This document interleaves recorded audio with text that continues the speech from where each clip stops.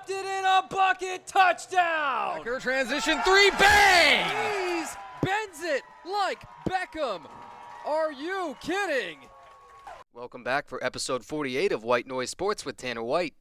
Yeah, we're truly almost a year into this venture.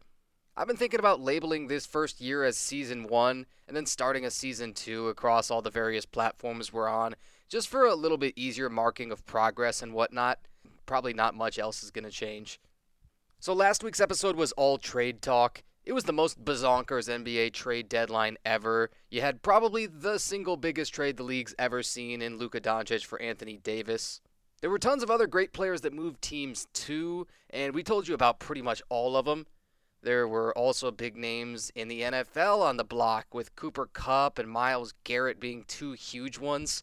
All that trade talk was just too juicy and wild. We didn't really have time to get into anything else. This episode's got a really easy starting point, so let's get that out of the way. Congratulations, of course, to the Philadelphia Eagles, your Super Bowl 59 champions. I kind of wish this had ended up as the worst Super Bowl blowout ever, honestly, just to make it a little bit more certain that the Chiefs dynasty is actually done. But at one point, it was 40-6 in the fourth quarter. It was, in the very literal sense, a sit-down-be-humble moment. The Kendrick Lamar, anybody? Then, of course, garbage time happened, and the final score makes it sound like it was a game, but that's just not at all how it played out. It really was one of the biggest blowouts of the entire year. Things that sort of mattered in the game: Jake Elliott hit 4 field goals for Philly. He went 4 for 4. After he had a not-so-hot regular season, the Eagles had fewer penalty yards. Their average field position was unbelievable with the 3 Chiefs turnovers. You know how all that works. Now let's talk about the MVP. It's not about the score. It's not about the stats. It's about sending a message. And obviously Jalen Hurts did that.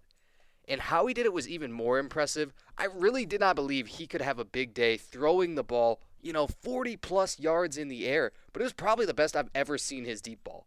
I could rewatch that 45-yard touchdown to Devontae Smith for hours, and I'm not an Eagles fan. Not at all. There was the one tush push for the first touchdown, and I hope you all enjoyed it because I fully expect that this game was the last time we'll ever see it in the NFL. I am betting pretty heavily on it getting banned this offseason. Then there was the last touchdown throw to A.J. Brown that was completely wide open, seeing as he was quote-unquote covered by the middle linebacker, Nick Bolton. Still tons of credit to Hurts, though. 3 total touchdowns. He threw 1 interception that didn't really hurt him much, and it left the Chiefs' offense backed up. And he was also the game's leading rusher. I got to agree with what the internet is saying here. Hurts actually has a serious leg up on guys like Joe Burrow, Lamar, Josh Allen, all those other elite quarterbacks that aren't named Mahomes. When it comes right down to it, there are 285 total games played in an NFL season. Let me tell you something. The math of me figuring that out was absolutely insanely difficult for planning out this episode. But yes, 285 total games played in an NFL season, and literally only one matters. Just a couple of quick sort of musings on the Chiefs. The formula that they used to even get to the Super Bowl is probably unrepeatable for any team. A team will probably never again win 15 one-score games in a season. They'll probably never again block multiple field goals that would have tied the game or even beat them. A team will probably never again go 8-9 against the spread and 15-2 overall. Then, in the biggest game on the biggest stage, it was like every ounce of their luck ran out, right? That's what everybody wanted to talk about is, this year's Kansas City Chiefs were the luckiest football team of all time. There's a little bit to that, but I just think they played so awful. I don't think luck had anything to do with the Super Bowl itself. Things I saw that went disastrously for them when I wasn't even watching it critically. I saw some future Hall of Famers out there for the Chiefs, Travis Kelce and DeAndre Hopkins, dropping very catchable balls. I saw Kelce being asked to block Josh Sweat off the edge, and Sweat ended up with 2.5 sacks, by the way. I saw Joe Tooney, the Chiefs' all-pro tackle, getting put on skates straight into the quarterback. The Chiefs linebackers getting mauled, especially in the quarterback run game. And I have to actually credit the Chiefs' defense. They did a fantastic job on Saquon. He only went for 25 carries, 57 yards. That said, even KC's play calling seemed out of whack. I don't know if I can remember a single game in the whole Andy Reid and Mahomes era where they just looked so outcoached. Maybe the Super Bowl in 2020 against the Bucs. The score margin was actually even bigger in that game, but it was a similar idea. The Chiefs' defense just didn't get off the bus, and Mahomes was beaten like a drum all day in the pocket. Did you hear the Eagles did not blitz once? 8 sacks in the Super Bowl, something in the neighborhood of 42 pass rush snaps that they had. They sacked Mahomes 8 times and did not blitz once. Unbelievable. Now, what's the ultimate result? Like always, we're not going to know until the start of next season at minimum. But I do expect the Chiefs dynasty is finally over. If Travis Kelce retires, and that's a huge if, then it'll be time to get younger in some certain other places too. As of today, the Chiefs are 22nd in available salary cap for 2025 with about $15 million of wiggle room, and that would be gone really quickly if they want to sign one big veteran. It's actually even a little bit worse than it sounds for them. Their top 6 players by cap are Mahomes, Chris Jones, Travis Kelce, and then their 3 top offensive linemen. You have Creed Humphrey at center, and then their tackles, Jawan Taylor and Joe Thuney. Barring any restructuring, those 6 are going to cost $186 million. That's 71% of all of their cap allocations. Mahomes will still be himself going into next year. And this is probably going to be the worst year of his career statistically until, Father Time really hits. Even most good quarterbacks, too, they're never going to have a single year with 26 touchdowns, 11 interceptions, and 3,900 yards. Is it good by Mahomes' standard? No. In fact, it's probably the worst year of his career by just about any metric. But again, for any other quarterback, it is quite good still. He'll be fine, but I think that the team all around him is going to take a big step back. Andy Reid is also, by any measure, one of the best coaches ever, top 3 to 5 or so. And he's already coming back for next year. He's said as much, but next year could be it. I don't think they have that much chance of making it back to the Super Bowl. I said the same thing this year, and I was very wrong, but every dynasty has an end, and it is way more likely than not that the Chiefs have found the end of theirs. The Eagles certainly have that kind of young and dangerous team where they could get back there. They're probably going to extend Nick Sirianni, and it's probably going to be the biggest contract a head coach has ever had in the NFL. This offseason will tell, but they're also going to have a good chance, really, to get back there and possibly start talking repeat themselves. Now back to the glacial pace of MLB free agency. I am fully convinced that Scott Boras, the agent for a ton of these stars waiting on new deals, is the guy to blame. Every single day this week, I awaited Alex Bregman, by far the top third baseman available, and probably at this point the top free agent overall, to make some sort of decision. I posted about it every day this week on Threads and Twitter, and actually, if you're not following me either place, how about you pause for a moment and go do that, if you wouldn't mind? Threads, of course, same as the Instagram, at The Voice of Tanner, and X, just at Voice of Tanner, with no the in that one. I appreciate it. Just got on both of those and wanted to start picking up a little following. Okay, now, Alex Bregman. 9 years in the league, he had spent them all with the Astros, and after one of the longer and more tedious courtships of recent memory, he is finally signing with the Boston Red Sox for 3 years at $120 million. I saw a Threads post that perfectly summed up how I felt about it too. I really did want him to join my Gritty Tigers, but not at anywhere near $40 million a year. He's been one of the top defenders at third base ever since he came into the league, and he finally won his first Gold Glove this year, which was cool. He has won Silver Slugger, and he actually finished second in MVP back in 2019. In just a couple of words, Alex Bregman is a fantastic defender, an unbelievably consistent ball player overall, and an above-average hitter, though not by a ton. You mean to tell me, though, that those traits are enough to have him earn a top 5 biggest contract in the entire league? Of course, because most things about baseball aren't real and you can actually just do whatever you want with contracts. There are 2 opt-outs. That means Bregman can turn it into only a 1 or 2 year deal if he feels like it, and then either restructure or become a free agent again. The offers that the other team in the hunt allegedly sent out: 6 years at $171.5 million from Detroit, or 4 years $120 million from the Cubs. The Tigers are by far the youngest team with the most cap. Boston has a pretty high ceiling, but they're inconsistent year to year. And let's be honest, for himself, Bregman probably made the correct choice not going to the Cubs. There's just not as much to like about them. Now, for what should have been the biggest name and the most noteworthy signing of the entire free agent cycle, but it's just kind of not at this point, Clayton Kershaw coming back to the Dodgers. Kershaw will be playing year 18, all with the Dodgers, and he really doesn't have to. It seems impossible for him to miss the Hall of Fame at this point. 212 wins to 94 losses, just a sparkling win-loss ratio, 2,700 innings. He only needs 32 more strikeouts for 3,000, so you would really hope that he gets that, knock on wood. Plus, he's won 3 Cy Youngs and an MVP, World Series rings in 2020 and this past season. Last year was also the only non-COVID year that he had ever started less than 20 games, and he had a 4.5 ERA in 30 innings. He wasn't really the same guy anymore. Like I say, though, he'll still get a ring for that little bit of a season that he played last year. Kershaw's in a really different situation, though, from Max Scherzer and Justin Verlander, the other 2 presumed best starting pitchers of our era, right? Those guys have both bounced around the league just selling like hotcakes ever since they each left Detroit, whereas Kershaw's now the longest tenured active player with one team. He's 100% going year to year on his retirement decision, just like I would say the JV and Scherzer are. Plus, he's going to start this season on the 60-day IL.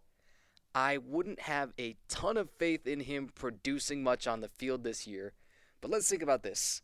The Dodgers' pitching depth is legendary this year on paper, especially in their starting rotation. They could go 8 or 9 or 10 deep. That's not even a joke. But they had a ton of starters with injuries in September and October last year, and they still steamrolled everybody. Kershaw should probably make this his last year, and then he'll have a pretty good chance to go out on top with one more World Series ring. It's incredibly hard to repeat in any league, but the 2025 Dodgers are going to have about as good a chance as any team in recent memory.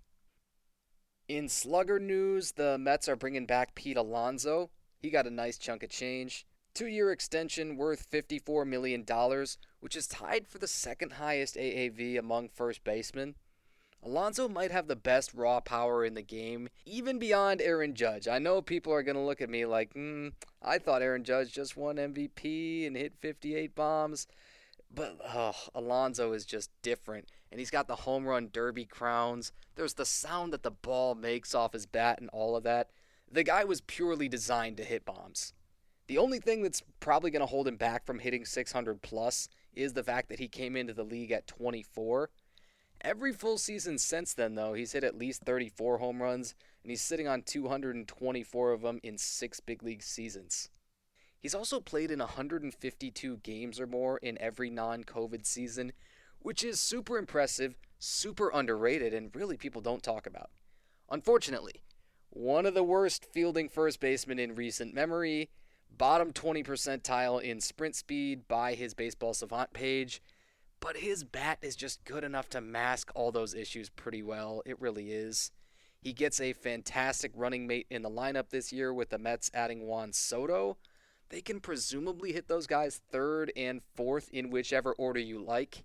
Even alternate them, move them around a little bit, and then they can protect each other. If Alonso's power sticks around for these 2 years on the extension, then this is only a slight overpay. But this deal is also in part to just reward him for the loyalty and the consistency. Now, Kenley Jansen, what a guy. He might be the best closer since Mariano Rivera, and yet he had to wait a really long time to get a call this offseason. I still haven't figured this one out.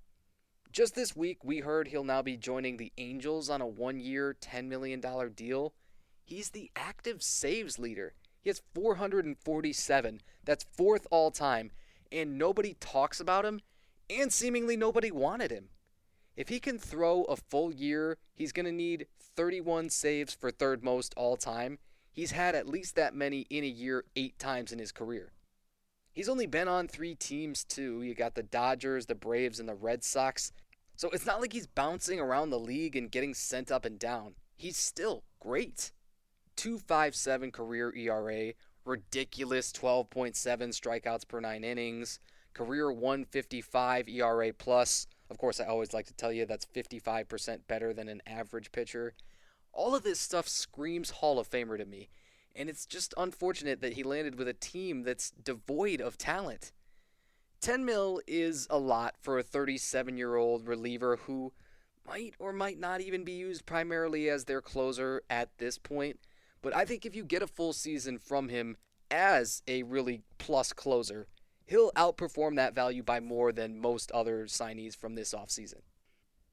All right, so a quick conspiracy theory too before we get out of here for the week. And we are already revisiting the Anthony Davis and Luka Doncic trade. There is so much fallout for a deal that's less than 2 weeks old. Not only did Luka look quite good in his first couple of games with the Lakers, Anthony Davis went out and only lasted less than 3 quarters before he got hurt for the Mavericks. He was sitting on 26 points, 16 rebounds, 7 assists, and 3 blocks before he came out. For a guy with this much talent, who truly could have won multiple MVPs in his career, if, maybe he hadn't joined the Lakers and he could have been a little bit more of a star with somebody else and dominated the ball and all of that, right? This could have been literally the best game of his entire life. That's really saying something. Then again, he comes down with this non-contact injury, and the latest news on Thursday is that it's an adductor strain. I've personally strained my own hip adductors before, both at once when I was warming up for a squat workout, kind of a freakish one-off thing. It's a lot more painful than you might think. The most difficult parts about it from a basketball standpoint are going to be pain with running and jumping. That's not really negotiable.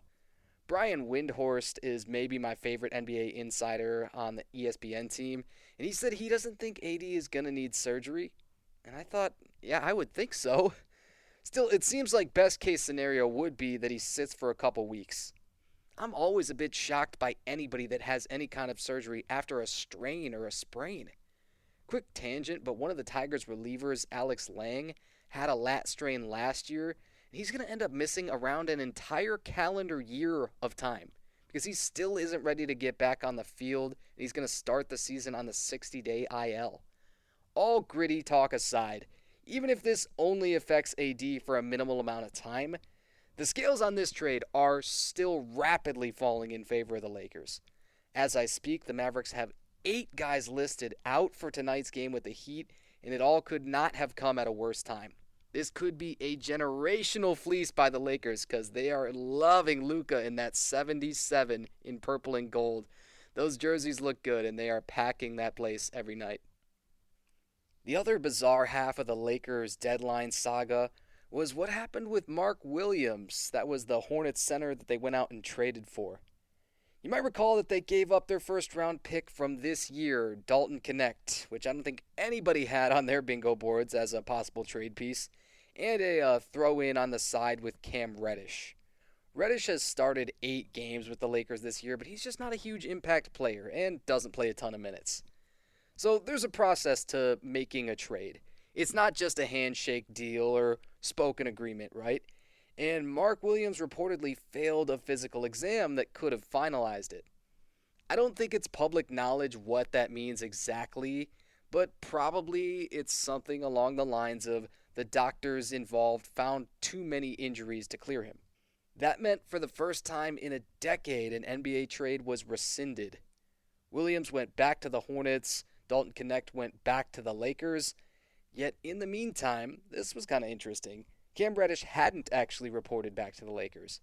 I and others had presumed that it was because of some other kind of technical holdup, but the Lakers head coach J.J. Redick actually said today at a press conference his daughter had been born in the meantime. That must have been the most insane week of his life. That's unreal. The Hornets are still disputing the outcomes. I don't really think anything is going to come of that. I think it's pretty much set in stone now. Nonetheless, the Lakers saw the trade deadline come and go without actually getting the center that they desperately needed. They didn't have much of a choice. They had to go out and find a veteran free agent center, which they did, and they picked up Alex Len, whose legal name is Alexei, by the way. Ukrainian guy. He's a 7-footer. He was actually the 5th overall pick back in 2013. The Lakers are going to be his 6th team, and he probably won't contribute much offensively. Nobody cares because they're already loaded in the front court. You've got LeBron, Luka, and Austin Reeves. I mean, unreal scoring plus ball handling plus shot creating.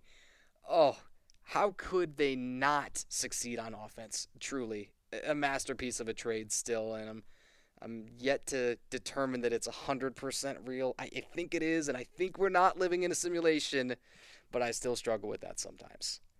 The Lakers are 5th in the Western Conference as of Thursday night, but they might be the number 1 threat to the Thunder come conference finals time. And that should cap off episode 48. 4 more episodes for season 1. I am officially deciding that I'm going to call it that now. I'm working in arena soccer and basketball right now, and I'm prepping for some other cool high school state final stuff that I'll talk more about soon. I'll probably slap a new intro together as soon as maybe next week.